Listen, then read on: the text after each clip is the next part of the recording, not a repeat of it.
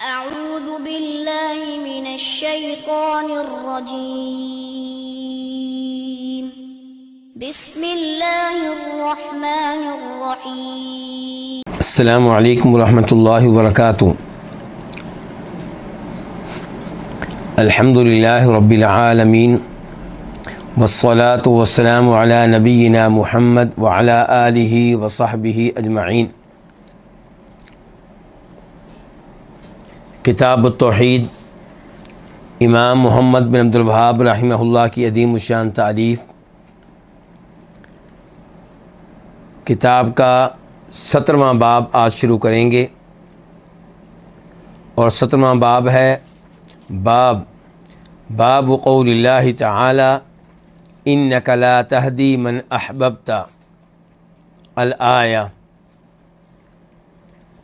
باب ہے اللہ تعالیٰ کے اس فرمان کے بارے میں کہ انک لا تہدی من احببت، یقیناً آپ اسے ہدایت نہیں دیں گے جس سے آپ محبت کریں، ولیکن اللہ یہدی من یشاء، لیکن اللہ ہدایت دیتا ہے جس کو چاہتا ہے، وہو اعلم بالمہتدین، اور وہ خوب جاننے والا ہے ہدایت لینے والوں کو، ہدایت قبول کرنے والوں کو۔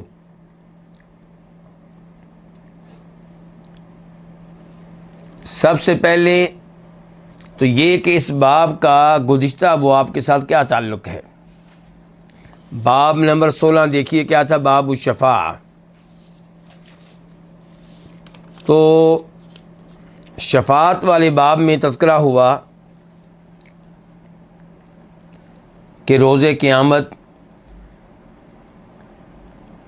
نبی علیہ الصلاۃ والسلام اور دیگر انبیاء کرام علیہ الصلاۃ والسلام شفاعت فرمائیں گے، فرشتے بھی شفاعت کریں گے، لیکن اس بات کا تذکرہ بھی ہوا تھا کہ شفاعت کا فائدہ اس کو نہیں ہوگا جو کفر و شرک پہ فوت ہوا۔ اور اس باب میں وعدے کیا گیا ہے کہ استغفار جو ہے کسی کے لیے اللہ تعالیٰ سے درخواست کرنا کہ یا اللہ اس کے گناہ معاف کر دے، کسی کے لیے دعائے مغفرت کرنا، یہ بھی مشرکین کے لیے نہیں ہوگا۔ روز قیامت بھی شفاعت نہیں ہوگی، اور دنیا میں بھی جو فوت ہو گیا کفر و شرک پہ اس کے لیے دعائے مغفرت نہیں ہوگی، اور نہ ہی اسے دعائے مغفرت کا کوئی فائدہ ہوگا۔ دوسرا تعلق یہ ہے کہ اس آیت میں بتایا گیا ہے کہ ہدایت دینا یہ صرف اللہ کے اختیار میں ہے، اور ہدایت اس دنیا میں اللہ کی سب سے بڑی نعمت ہے۔ یہ سب سے بڑی نعمت سب سے عظیم انسان جناب محمد الرسول اللہ صلی اللہ علیہ وسلم کے اختیار میں نہیں ہے۔ تو جب آپ اس معاملے میں اختیار نہیں رکھتے، یعنی کہ آپ مشکل کشا نہیں ہیں، حاجت روا نہیں ہیں، مختار کل نہیں ہیں، تو کوئی دوسرا کیسے ہو سکتا ہے؟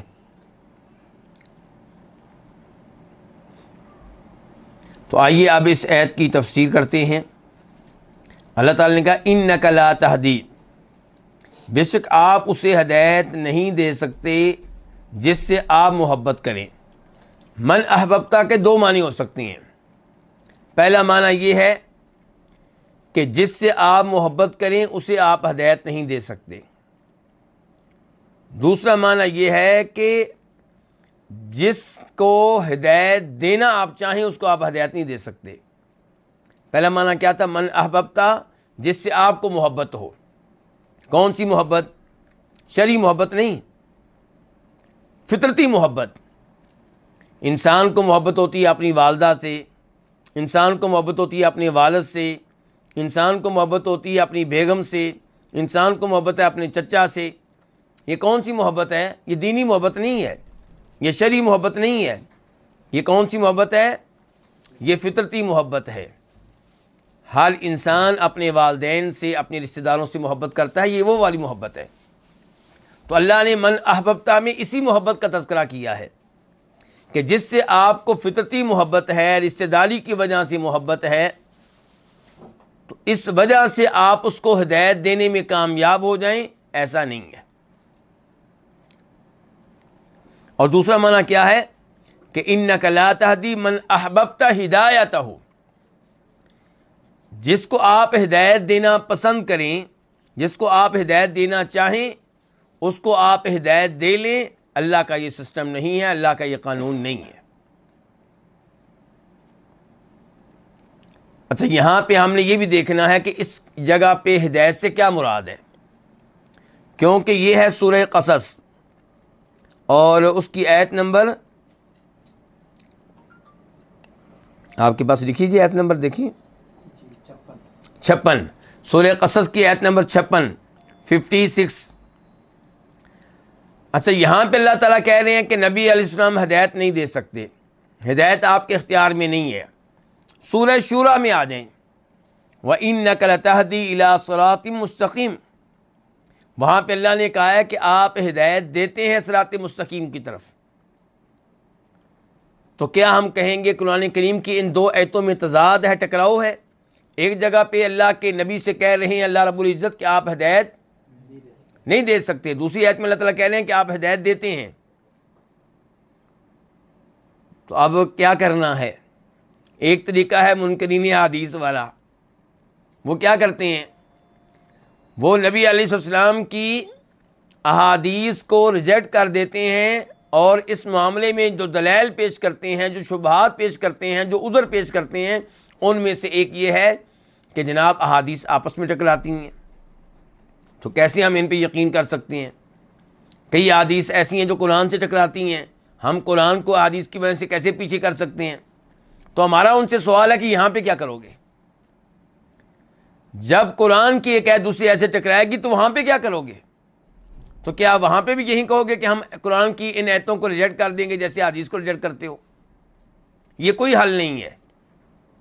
اور صحیح بات یہ ہے کہ قرآن کی دو آیتوں میں ٹکراؤ ہوتا ہی نہیں، اور صحیح بات یہ ہے کہ دو ایسی احادیث جو ثابت ہوں اللہ کے رسول علیہ السلام سے، ان میں ٹکراؤ نہیں ہوتا۔ قرآن اور ایسی حدیث میں جو ثابت ہو ٹکراؤ نہیں ہوتا۔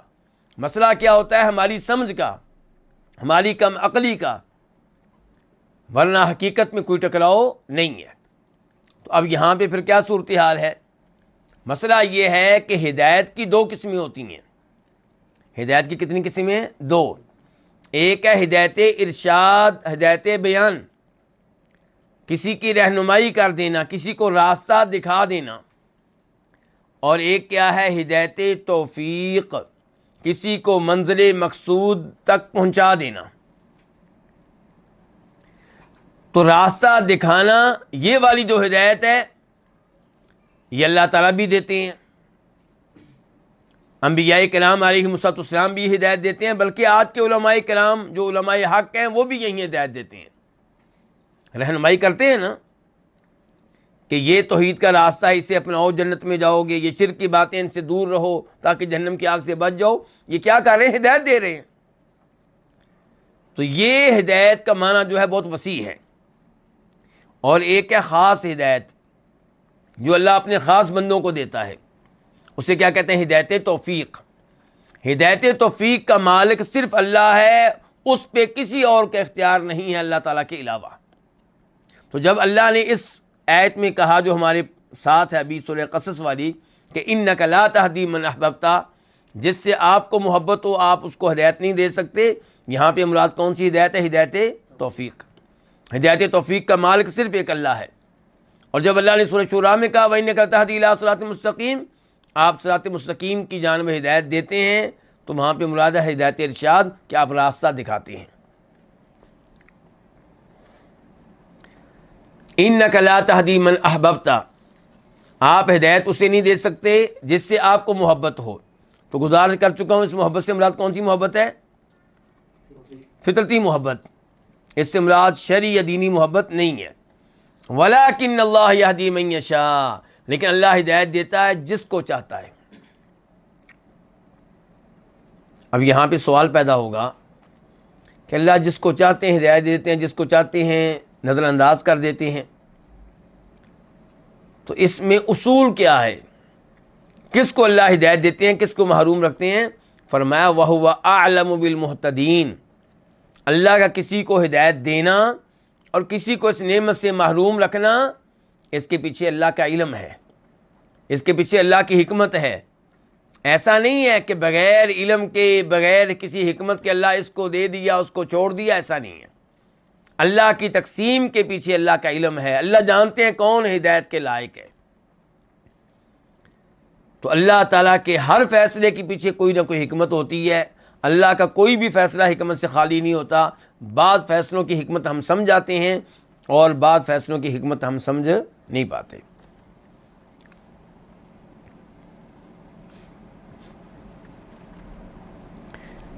اب آئیے حدیث کی طرف۔ فی الصحیح، صحیح میں ہے یہ حدیث جو ابھی پڑھنے والی ہیں، کہاں پہ آئی ہے؟ صحیح میں۔ اور صحیح سے مراد کیا لیا جاتا ہے عام طور پہ؟ صحیح بخاری۔ یہ حدیث ویسے صحیح بخاری میں بھی ہے، صحیح مسلم میں بھی ہے۔ صحیح بخاری میں اس کا نمبر 1360 1360، اور مزید ایک اور مقام پہ بھی آئی ہے 3884 3884، اور یہ حدیث مسلم شریف میں بھی آئی ہے اور وہاں پہ اس کا نمبر ہے 2424۔ تو صحیح میں ہے عن ابن المسیب، روایت ہے کس سے؟ مسیب کے بیٹے سے۔ کیا نام ہے مسیب کے بیٹے کا؟ سعید۔ سعید بن مسیب بہت بڑے تابعی ہیں، بہت بڑے مفسر ہیں، بہت بڑے محدث ہیں، بہت بڑے فقیہ ہیں۔ سعید بن مسیب روایت کرتے ہیں اس حدیث کو عن ابیہ، اپنے والد سے۔ والد کون ہے؟ مسیب بن حزن،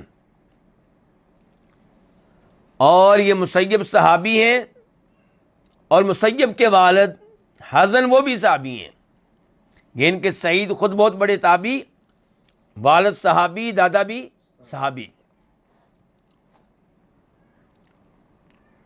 قال، یہ مسیب کہہ رہے ہیں لما حضرت ابا طالب الوفات جاءہ رسول اللہ صلی اللہ علیہ وسلم وعندہ عبد اللہ بن ابی امیہ و ابو جہل، جب ابو طالب کے ہاں فوتگی کا وقت ہوا تو نبی علیہ الصلوۃ والسلام ابو طالب کے پاس آئے، جب کہ ابو طالب کے پاس موجود تھے عبداللہ بن ابی امیہ اور ابو جہل۔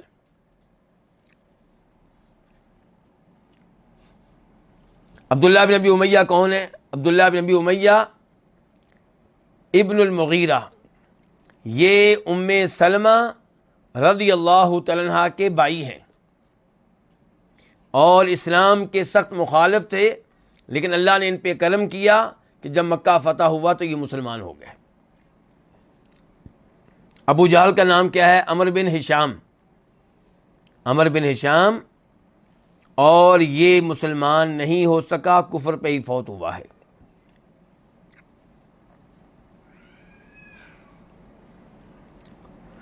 حدیث مزید ہم پڑھیں گے، اور حدیث میں اس بات کا تذکرہ آئے گا کہ نبی علیہ الصلوۃ والسلام نے اپنے چچا کو مسلمان کرنے کی کوشش کی ہے۔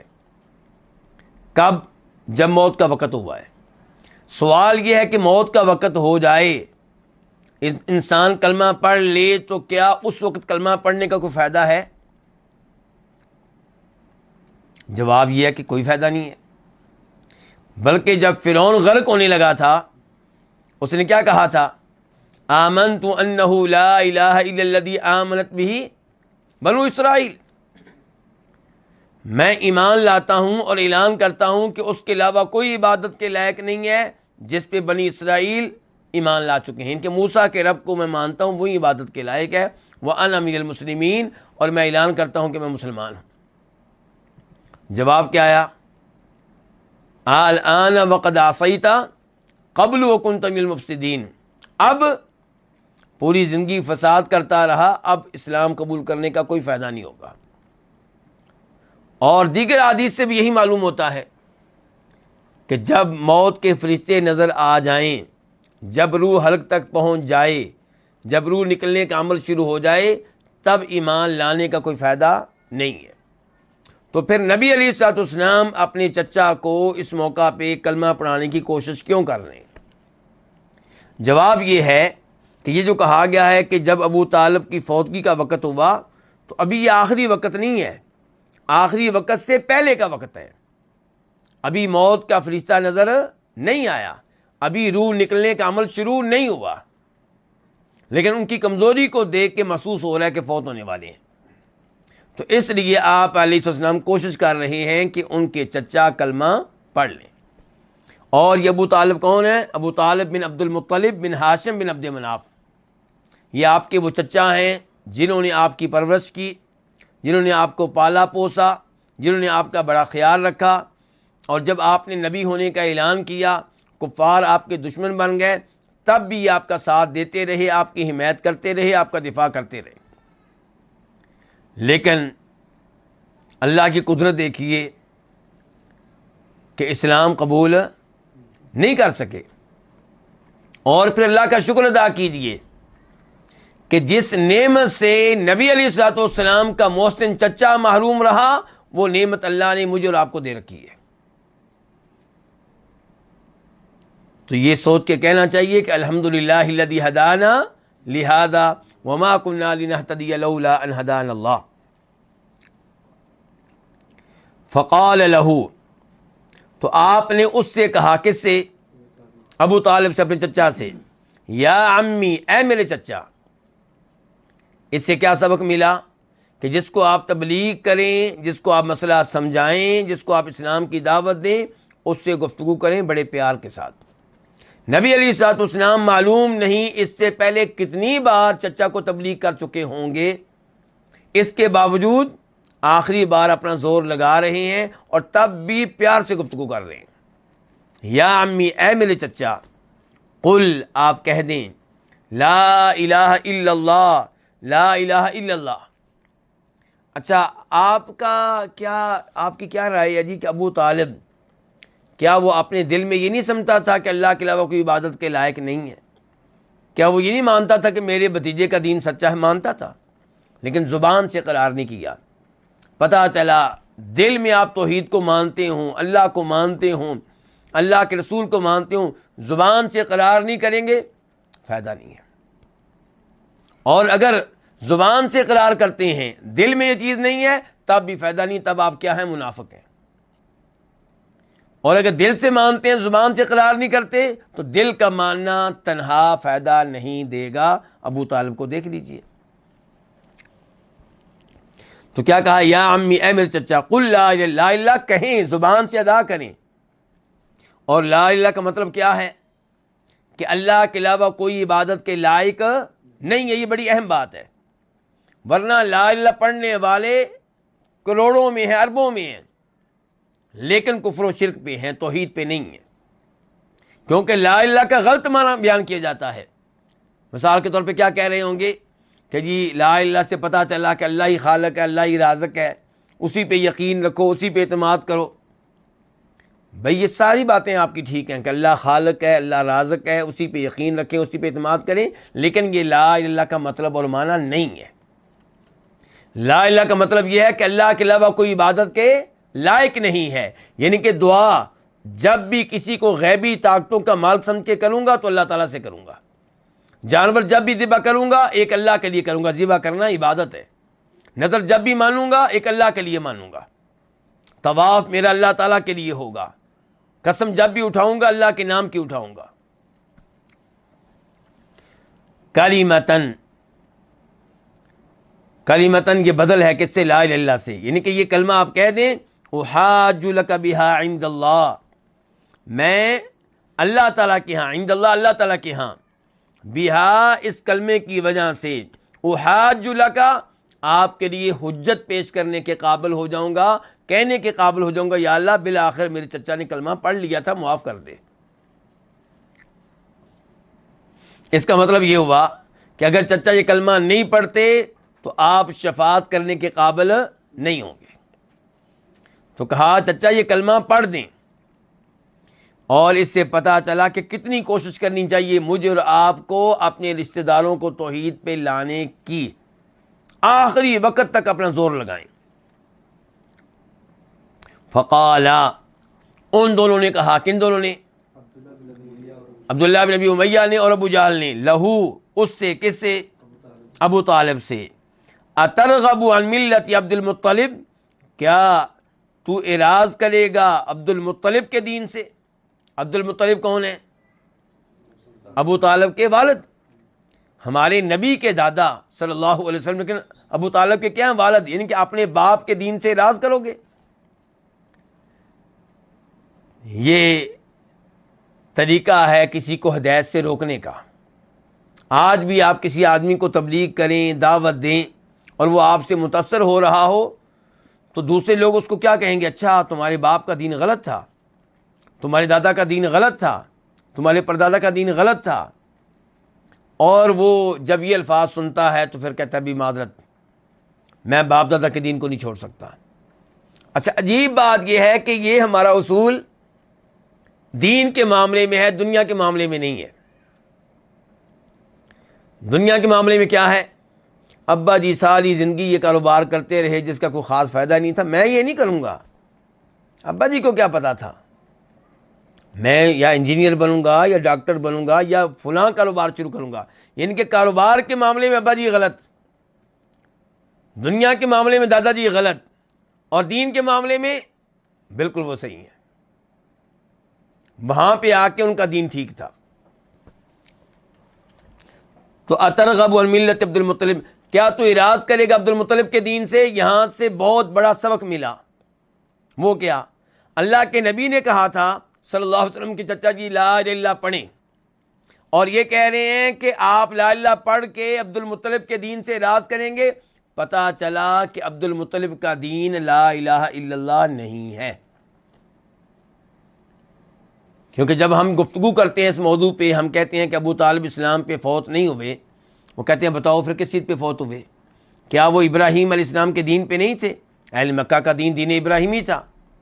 تو ہم کہتے ہیں یہ دیکھو، اگر یہ بات ہوتی تو یہ کیوں کہہ رہے ہیں کہ آپ لا الہ پڑھیں گے تو اعراض کر بیٹھیں گے کس سے؟ عبد المطلب کے دین سے۔ پتہ چلا کہ عبد المطلب کا دین دین توحید نہیں ہے، اس دین میں شرک داخل ہو چکا تھا۔ فأعاد علیہ النبی صلی اللہ علیہ وسلم، تو نبی علیہ الصلوۃ والسلام نے دہرایا، اعادہ دہرایا علیہ، اس کے سامنے، کس کے سامنے؟ ابو طالب کے سامنے دہرایا انہی الفاظ کو کہ چچا جی لا الہ الا اللہ پڑھ لیں، میں روز قیامت آپ کی شفاعت کرنے کے قابل ہو جاؤں گا۔ فأعادہ، تو ان دونوں نے بھی اپنی بات کو دہرایا۔ کیا بات؟ کہ کیا عبد المطلب کے دین سے اعراض کرو گے؟ پتہ چلا کفر کی طاقتیں پورا زور لگاتی ہیں کہ لوگ توحید کی طرف نہ آئیں، اسلام کی طرف نہ آئیں۔ تو جب وہ نہیں تھکتے شر بیان کرنے سے، باطل بیان کرنے سے، ہم کیوں تھک جائیں حق بیان کرنے سے؟ فکان آخر ما قال، تو سب سے آخر میں جو کچھ اس نے کہا وہ کیا تھا؟ هو علی ملت عبد المطلب، هو علی ملت عبد المطلب، یہ کانا کا اسم ہو جائے گا، اور آخرہ کیا ہو جائے گی؟ خبر، یعنی کہ وہ عبد المطلب کے دین پہ ہے۔ یہ آخری بات تھی جو اس نے کہی، کس نے؟ ابو طالب نے۔ وَأَبَى أَن يَقُولَ لَا إِلَهَ إِلَّا اللَّهُ، اور اس نے لا الہ الا اللہ کہنے سے کیا کر دیا؟ انکار کر دیا۔ اچھا اس حدیث کو جب آپ بیان کریں گے تو لوگ کیا کہتے ہیں؟ جی یہ تو دلیل ہے کہ ابو طالب مسلمان تھا، کیونکہ وہ کہہ رہے ہیں میں عبد المطلب کے دین کے اوپر ہوں، عبد المطلب کا دین دین ابراہیمی ہے۔ بھی اگلا جملہ دیکھ لیں کہ راوی کہہ رہے ہیں کہ اس نے کہا میں عبد المطلب کے دین پہ ہوں، اور لا الہ پڑھنے سے انکار کر دیا۔ اور اس سے آپ کو یہ بھی معلوم ہو جائے گا کہ اہل کفر، اہل مکہ لا الہ الا اللہ کا مطلب اچھی طرح جانتے تھے، سمجھتے تھے کہ ہمارا دین اور ہے اور لا الہ الا اللہ اور ہے۔ لا الہ پڑھنے کی وجہ سے ہمیں یہ ماننا پڑے گا، یہ عہد کرنا پڑے گا کہ ہر عبادت صرف ایک اللہ کے لیے ہوگی۔ اس لیے انہوں نے لا الہ پڑھنے سے انکار کر دیا۔ اور آج لا الہ بھی پڑھتے ہیں اور شرک بھی کرتے ہیں۔ یہاں پہ ایک جملہ ایک اور حدیث سے لے کر آپ کے سامنے ذکر کرنا چاہوں گا. یہ حدیث ہے حدیث ابو ہریرہ. جو اس وقت ہم حدیث پڑھ رہے ہیں یہ کون سی کے صحابی کی حدیث ہے؟ مسیب رضی اللہ عنہ کی. اور اسی معاملے میں ابو ہریرہ کی حدیث بھی ہے اور وہ مسلم شریف کی حدیث نمبر 25 ہے 25 کہ لولا ان تعیرنی قریش یقولون انما حملہ علی ذلک الجزع لاقررت بها عینک. لولا ان تعیرنی قریش، کہ اگر یہ بات نہ ہوتی کہ قریشی جو ہیں مجھے آر دیں گے، مجھے تانے دیں گے. کیا کہیں گے؟ وہ کہیں گے انما حملہ علی ذلک الجزع، کہ موت کے ڈر سے، موت کی گھبراہٹ سے اس نے کلمہ پڑھ لیا ہے. اگر اس تانے کا خطرہ نہ ہوتا، اس عار کا اندیشہ نہ ہوتا تو بیٹا میں کلمہ پڑھ کے تیری آنکھیں ٹھنڈی کر دیتا. آپ نے بھتیجے سے کہہ رہے ہیں. تو ان الفاظ سے بھی پتہ چلا کہ اسلام قبول کرنے میں رکاوٹ کیا بنی. پھر لوگوں کے تانے، لوگوں کی عار اور آباء و اجداد کی عظمت کہ ان کا دین کیسے چھوڑ دوں. تو یہ چیزیں حق میں رکاوٹ بن جایا کرتی ہیں. فقال النبی صلی اللہ علیہ وسلم، تو نبی علیہ السلام نے فرمایا لأستغفرن لک، میں لازمی طور پہ آپ کے لیے دعائے مغفرت کروں گا. ما لم انہا عنک، جب تک کہ مجھے روک نہ دیا جائے آپ سے، ان کہ آپ کے لیے دعائے مغفرت کرنے سے. میں آپ کے لیے دعائے مغفرت کرتا رہوں گا جب تک کہ مجھے اس سے منع نہ کر دیا جائے. انہا، مجھے روک دیا جائے، واحد متکلم ہے. اس سے پتہ چلا کہ نبی علیہ الصلوۃ والسلام عالم الغیب نہیں تھے. آپ کو معلوم نہیں تھا کہ مجھے روکا جائے گا، کب روکا جائے گا. تو آپ نے کہا جب تک نہیں روکا جائے گا تب تک میں یہ کام کرتا رہوں گا. فانزل اللہ، تو اللہ تعالیٰ نے یہ آیت نازل کی ما کان للنبی والذین آمنوا ان یستغفروا للمشرکین ولو کانوا اولی قربی من بعد ما تبین لهم انہم اصحاب الجحیم. سورہ توبہ آیت نمبر 113 113 کہ نہیں جائز نبی کے لیے، نہیں جائز اس نبی کے لیے، والذین آمنوا، اور ان کے لیے جو ایمان قبول کر چکے ہیں. کیا جائز نہیں ہے؟ ان یستغفروا للمشرکین، کہ وہ دعائے مغفرت کریں مشرکین کے لیے، ولو کانوا اولی قربا، چاہے یہ مشرکین ان کے کیا لگتے ہوں، رشتہ دار لگتے ہوں. اجازت نہیں ہے. کب اجازت نہیں ہے؟ من بعد ما تبین لہم، جب کہ واضح ہو چکا ان کے لیے کہ یہ جہنم میں جانے والے ہیں. یہ کب واضح ہوتا ہے جی جہنم میں جانے والے ہیں؟ جب کوئی کفر پہ فوت ہو جائے. کافر کی زندگی میں آپ اس کے لیے دعائے مغفرت کر سکتے ہیں. آپ کہہ سکتے ہیں کسی کافر کے حق میں کہ یا اللہ اس کو معاف کر دے. مطلب یہ ہوگا کہ یا اللہ اس کو معاف کر دے، یعنی کہ مسلمان ہونے کی توفیق دے، کلمہ پڑھنے کی توفیق دے، تاکہ کلمہ پڑھنے سے اس کے گناہ معاف ہو جائیں. لیکن جب کوئی کفر پہ فوت ہو گیا، اب آپ اس کے لیے دعائے مغفرت نہیں کر سکتے.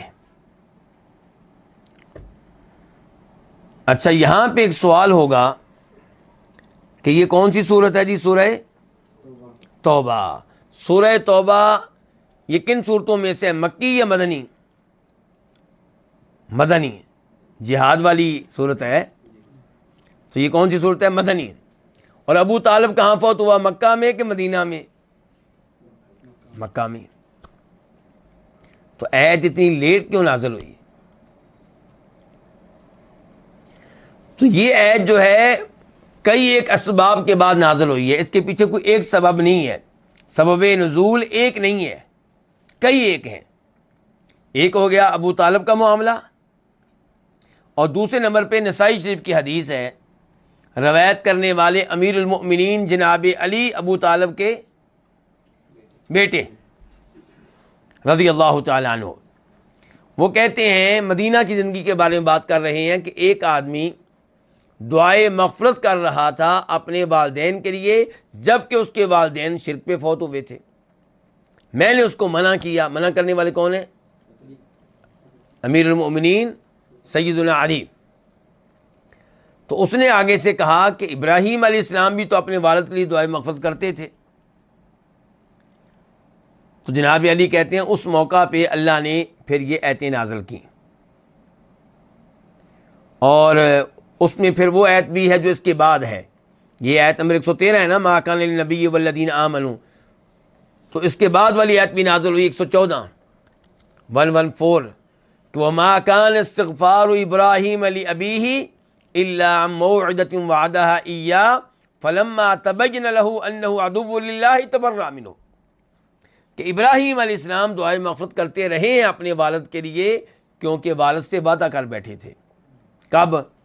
جب توحید بیان کی, والد نے گھر سے نکال دیا تو نکلتے ہوئے کہا تھا سلام علیک ساستغفر لک ربی, ابا جی میں تو آپ کے لیے دعائے مغفرت کرتا رہوں گا, آپ جو گھر سے نکال رہے ہیں کوئی بات نہیں, میں آپ کے لیے دعائے مغفرت کرتا رہوں گا. تو کرتے رہے جب تک کہ یہ واضح نہیں ہو گیا کہ یہ اللہ کا دشمن ہے. تو جب صورتحال واضح ہو گئی اس کے بعد انہوں نے لا تعلقی کا اعلان کر دیا. تو یہ بھی ایک سبب ہے اس آیت کے نازل ہونے کا. اور بھی کئی اسباب بیان کیے ہیں علماء کرام نے. وَأَنزَلَ اللَّهُ فِي أَبِي طالب, اور اللہ تعالیٰ نے ابو طالب کے بارے میں یہ آیت نازل کی کہ إِنَّكَ لَا تَهْدِي مَنْ أَحْبَبْتَ وَلَكِنَّ اللَّهَ يَهْدِي مَنْ يَشَاءُ, کہ آپ ہدایت نہیں دیں گے اس کو جس سے آپ کو محبت ہو, لیکن اللہ ہدایت دیتا ہے جس کو چاہتا ہے. یعنی کہ آپ کے چچا ابو طالب سے آپ کو محبت تھی کیونکہ آپ کے رشتہ دار تھے, آپ کے محسن تھے, اور یہ محبت کون سی تھی؟ فطرتی محبت. تو فرمایا آپ کو ان سے محبت ہے, وہ آپ کے محبوب ہیں, ان کو آپ ہدایت نہیں دے سکیں گے. اللہ ہدایت دے گا جس کو چاہے گا. ہدایت کا مالک اللہ ہے, ہدایت کے معاملات اللہ نے اپنے اختیار میں رکھے ہیں, نبی علیہ الصلوۃ والسلام کے اختیار میں بھی نہیں رکھے. اس سے پتہ چلا ہدایت پھر کس سے مانگنی چاہیے؟ اللہ سے مانگنی چاہیے. یہاں پہ ایک اور حدیث بھی آپ کے سامنے رکھنا چاہوں گا, اور میں اس پہ کوئی تبصرہ نہیں کروں گا کیونکہ معاملہ کس کا ہے؟ نبی علیہ السلام کے چچا کا. لیکن حدیث آپ کے سامنے رکھ دوں گا. حدیث ہے مسلم شریف کی, نمبر ہے اس کا 212. بلکہ اس حدیث کے پہلے کی جو احادیث ہیں وہ بھی ابو طالب کے بارے میں ہیں. یہ سب احادیث ان کا مطالعہ کر لیں تو مسئلہ واضح ہو جائے گا. یہ حدیث کیا ہے جی؟ اس کے راوی ہیں عبداللہ ابن عباس. کون راوی ہیں؟ ابو طالب کے کیا لگتے ہیں؟ چچا کے بیٹے. چچا کے بیٹے کہتے ہیں کہ فرمایا نبی علیہ السلام نے احون اہل النار عذابا ابو طالب, سب سے ہلکا عذاب جہنم والوں میں سے جس کو مل رہا ہوگا وہ ابو طالب ہوں گے. وَهُوَ مُنْتَعِلٌ بِنَعْلَيْنِ, اور انہوں نے 2 جوتے پہنے ہوئے ہوں گے. یغلی منہما دماغہ, ان جوتوں کی وجہ سے ان کا دماغ کھول رہا ہوگا. اور یہ مسلم شریف کی حدیث نمبر کون سی ہے؟ 212. تو اس کے دائیں بائیں ایک اور حدیث ہے کہ آپ سے ایک دفعہ سوال کیا آپ کے چچا عباس نے رضی اللہ عنہ نے کہ میرے بھتیجے یہ بتائیے کہ آپ کے چچا ابو طالب آپ کا بڑا ساتھ دیتے رہے, بڑی آپ کی حمایت کرتے رہے, آپ کی وجہ سے غصے میں آ جاتے تھے, تو کیا آپ ان کو کوئی فائدہ دے سکیں گے؟ فرمایا جی ہاں, میری وجہ سے انہیں سب سے ہلکا عذاب ہو رہا ہوگا, اور اگر میں نہ ہوتا, میری شفاعت نہ ہوتی, تو وہ جہنم کے سب سے نچلے حصے میں ہوتے. اچھا, اس سے کیا پتہ چلا کہ ابو طالب کو فائدہ ہوگا آپ کی شفاعت کا؟ تو جبکہ ہمارا عقیدہ یہ تھا کہ کسی بھی ایسے شخص کو فائدہ نہیں ہوگا شفاعت کا جو کفر پہ فوت ہوا. تو یہی اصول ہے. اور یہ بھی اصول ہے کہ کافروں کے لیے جہنم کے عذاب میں کوئی تخفیف یا کمی نہیں کی جائے گی. یہ قرآن نے کہا ہے والذین کفروا لہم نار جہنم, کہ جو کافر ہیں ان کے لیے جہنم کا عذاب ہے, اور یہ عذاب لا یخفف, اس میں کوئی تخفیف نہیں کی جائے گی, کمی نہیں کی جائے گی. اگر استثناء ملا ہے تو ایک آپ کے چچا ابو طالب کو ملا ہے. ابو طالب کو یہ استثناء ملا ہے کہ ان کے عذاب میں تخفیف ہوگی، مکمل ختم تب بھی نہیں ہوگا۔ اور یہ تخفیف کس کی وجہ سے؟ نبی علیہ الصلوۃ والسلام کی وجہ سے، اور یہ عام اصول نہیں ہے بلکہ اصولوں سے ہٹ کر یہ معاملہ ہے۔ اب آئیے اس حدیث کے اور اس باب کے مسائل کی طرف۔ فیہ مسائل، اس میں کئی ایک مسائل ہیں۔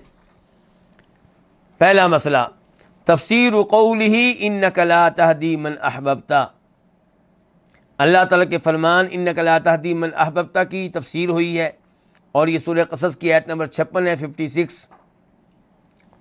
الثانیہ، دوسرا مسئلہ تفسیر قولہ ما کان للنبی والذین آمنوا ان یستغفروا للمشرکین، تفسیر ہوئی ہے اللہ کے اس فرمان کی کہ ما کان للنبی والذین آمنوا یستغفروا للمشرکین، کہ نبی کے لیے، اس نبی کے لیے جائز نہیں ہے، اہل ایمان کے لیے جائز نہیں ہے کہ وہ مشرکین کے حق میں دعائے مغفرت کریں، چاہے وہ رشتہ دار ہوں۔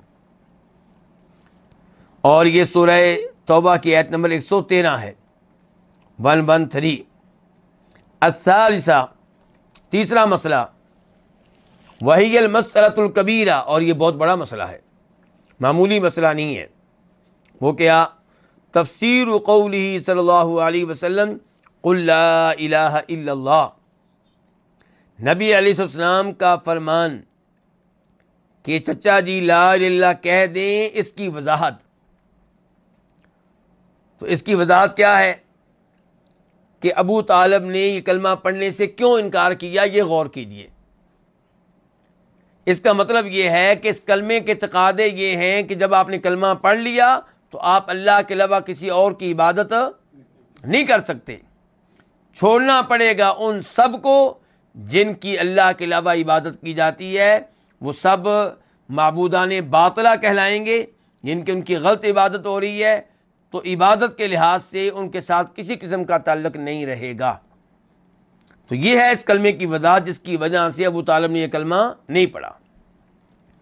بخلاف ما علیہ من یدعی العلم، برخلاف اس کے جس پہ وہ لوگ ہیں جو علم کا دعویٰ کرتے ہیں، یعنی کہ علم کا دعویٰ کرنے والے کئی بڑے بڑے علماء، پگڑیاں پہننے والے، اصحاب جبہ و دستار، وہ لا الہ الا اللہ کا معنی نہیں جانتے۔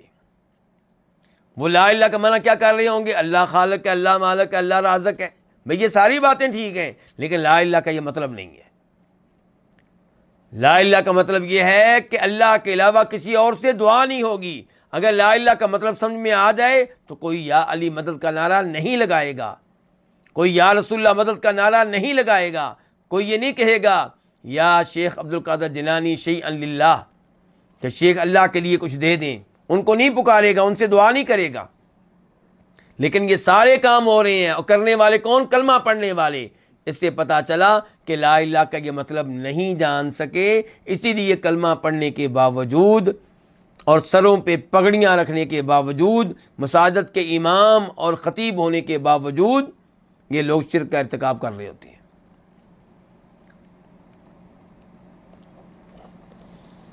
الرابعہ، چوتھا مسئلہ ان ابا جہل ومن معه يعرفون مراد النبی صلی اللہ علیہ وسلم اذ قال للرجل قل لا الہ الا اللہ،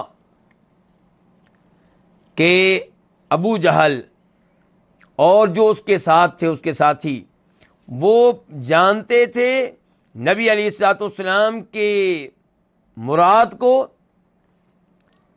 جب آپ نے للرجل، اس آدمی سے کہا، اپنے چچا سے کہا قل لا الہ الا اللہ۔ جب آپ نے کہا قل لا الہ الا اللہ تو اس کا کیا مطلب ہے؟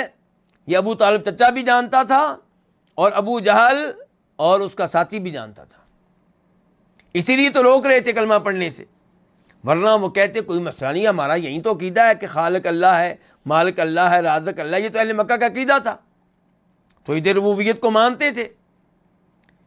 لیکن ان کو معلوم تھا کہ یہ کلمہ جو ہے اس کی وجہ سے انہیں غیر اللہ کی عبادت سے توبہ کرنا پڑے گی، اپنے آباء و اجداد کے عقائد کو چھوڑنا پڑے گا، اس لیے وہ منع کر رہے تھے۔ فقبح اللہ، اللہ برا کرے، کس کا؟ من ابو جہل اعلم منہ باصل الاسلام، اس کا کہ جس سے زیادہ ابو جہل اسلام کی بنیاد کو جاننے والا ہے۔ امام صاحب کہہ رہے ہیں کہ تیرا مسلمان ہونے کا کیا فائدہ کہ تجھ سے بہتر ابو جہل جانتا ہے لا الہ کے مطلب کو، تو نہیں جانتا، اور یہ اسلام کی بنیاد ہے، اسلام کی اساس ہے۔ اسلام کی بنیادی چیز کو ابو جہل جانتا ہے، چاہے اس نے اقرار نہیں کیا، قبول نہیں کیا، لیکن جانتا تھا اس لیے قبول نہیں کیا، اور تو نہیں جانتا، تو اس سے بہتر تو وہ ہو گیا۔ پھر کہتے ہیں فقبح اللہ، اللہ برا کرے من، اس شخص کا کہ من ابو جہل اعلم منہ، جس سے زیادہ علم رکھنے والا تھا ابو جہل کس کے بارے میں؟ باصل الاسلام، اسلام کی بنیاد کے بارے میں، اصل کے بارے میں۔ تو اصل سے مراد کیا ہے؟ لا الہ الا اللہ، کلمہ توحید۔ الخامسہ، پانچواں مسئلہ، جدہ صلی اللہ علیہ وسلم و مبالغتہ فی اسلام عمی، جدہ آپ کا کوشش کرنا، اردو میں کہتے ہیں جد و جہد کرنا، تو آپ کیا کوشش کرنا، اور وہ مبالغتہ، اور آپ کا مبالغہ کرنا اپنے چچا کے اسلام کے معاملے میں، یعنی کہ چچا کو مسلمان کرنے کے لیے انتہائی کوششیں، انتہائی مبالغہ، انتہائی تگدو، انتہائی جستجو۔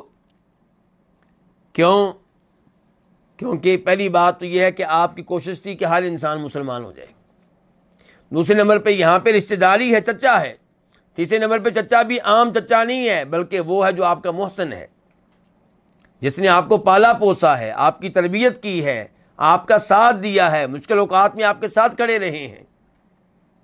آپ اندازہ کیجئے کہ جب اہل مکہ نے نبی علیہ السلام اور آپ کی فیملی کا بائیکاٹ کیا تھا، اعلان کیا تھا کہ چونکہ محمد بعد نہیں آ رہا صلی اللہ علیہ وسلم ہمارے معبودوں کو برا بلا کہنے سے، تو اس لیے ہم بائیکاٹ کریں گے ان کا اس وقت تک جب تک کہ یہ محمد کو ہمارے حوالے نہ کر دیں صلی اللہ علیہ وسلم۔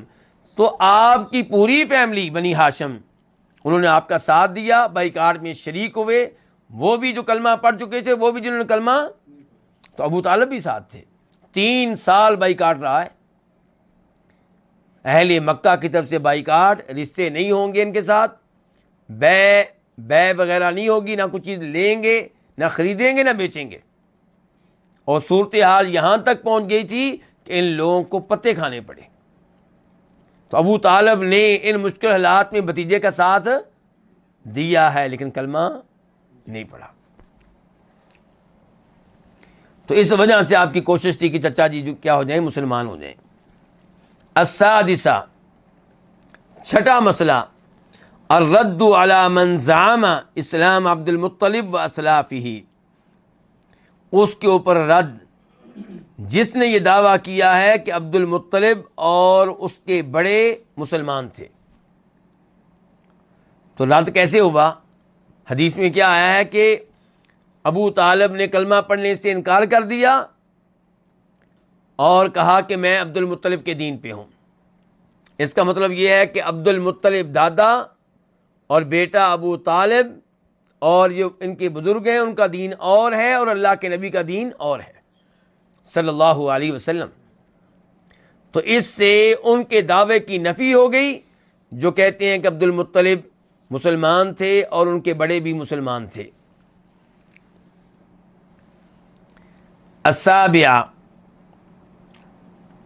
ساتواں مسئلہ، قولہ صلی اللہ علیہ وسلم استغفر لہ، آپ علیہ الصلوۃ والسلام نے استغفار کیا، دعائے مغفرت کی، کس کے لیے؟ ابو طالب کے لیے۔ فلم یغفر لہ، تو اس کو نہیں بخشا گیا، کس کو؟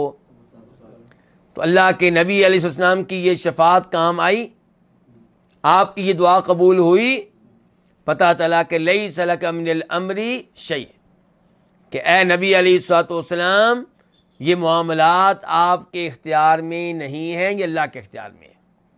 وہ مالک ہے جس کو چاہے ہدایت دے اور جس کو چاہے اس نعمت سے محروم رکھے۔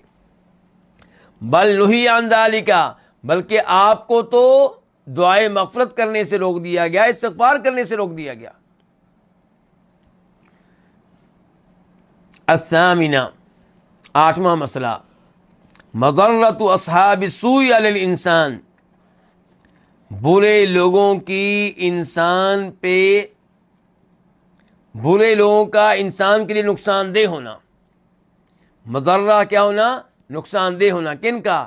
اصحاب السوء، برے لوگوں کا، برے ساتھیوں کا، برے دوستوں کا۔ یہ مسئلہ یہاں سے کیسے معلوم ہوا جی؟ اگر ابو طالب تنہا ہوتے تو شاید بھتیجے کی بات مان کے کلمہ پڑھ لیتے، لیکن یہ جو برے دوست موجود تھے، برے ساتھی موجود تھے ابو طالب کے، کون؟ ابو جہل اور عبداللہ بن ابی امیہ، ان کی وجہ سے ایمان کی نعمت سے محروم رہے۔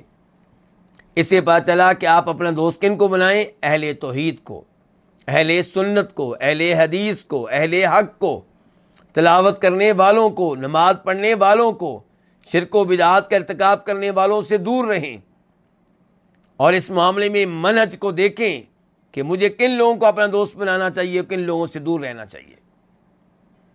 اور پھر ایسے ہی جو فاسق و فاجر قسم کے لوگ ہیں ان سے بھی دور رہیں، ان کی صحبت میں بیٹھنے سے گریز کریں۔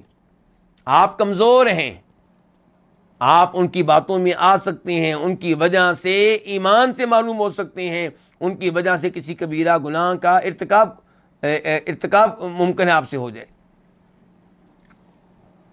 اور اس معاملے میں حدیث بھی ہے کہ المرء علی دین خلیلہ، کہ یاد رکھو انسان اپنے گہرے دوست کے دین کے اوپر ہوتا ہے۔ تو فَلْيَنْظُرْ أَحَدُكُمْ مَنْ يُخَالِلْ، تمہیں دیکھ لینا چاہیے کہ دوست کس کو بنانا ہے، کیونکہ جب آپ کسی کو دوست بنائیں گے اور شرک کے اوپر ہوگا، وہ اپنے اثرات آپ پہ ڈالے گا، اور ممکن ہے کہ آپ اس کا 100% اثر قبول کر بیٹھیں۔ اور کئی لوگ اپنے دوستوں کی وجہ سے ایمان اور توحید کی نعمت سے محروم ہوئے ہیں۔ تو اس لیے خیال کیجئے کہ آپ کے دوست کون ہیں، اور یہ بھی خیال کیجئے کہ آپ کے بچوں کے دوست کون ہیں، آپ کی بیگم کی سہیلیاں کون ہیں، کن کے ساتھ اٹھتی بیٹھتی ہے۔ کہیں ایسا تو نہیں پڑوسیوں میں سے ایسی عورتوں کے ساتھ آپ کی بیگم کے زیادہ تعلقات ہیں جو کفر و شرک کے اوپر ہیں، اور ایسی عورتیں پھر عورتوں کو غلط سبق پڑھاتی ہیں۔ آپ کے یہاں اولاد نہیں ہو رہی، آپ کے شوہر آفس میں گئے ہوئے ہیں، ہم ان کو پتہ نہیں چلنے دیں گے، ابھی چلو میرے ساتھ فلاں بابا جی کے پاس، فلاں مزار پہ، اولاد نہ ملی تو مجھے کہنا۔ اور عورتیں کمزور ہوتی ہیں، عورتیں عورتوں کی باتوں میں آ جاتی ہیں، شرک ارتکاب کر بیٹھتی ہیں۔ حالانکہ اگر یہ ہماری اور توحید کے اوپر ہو تو اس سے کیا کہیں؟ اولاد ملے نہ ملے ایمان کی دولت سے محروم نہیں ہوں گی،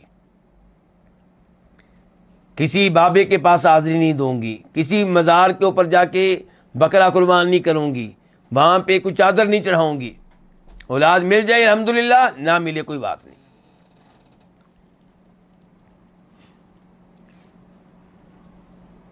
التاسعہ، 9واں مسئلہ، مضرۃ تعظیم الاسلاف والاکابر، اپنے اسلاف ان کے بزرگ، والاکابر اور بڑے، تو بزرگوں اور بڑوں کی تعظیم کرنے کا نقصان،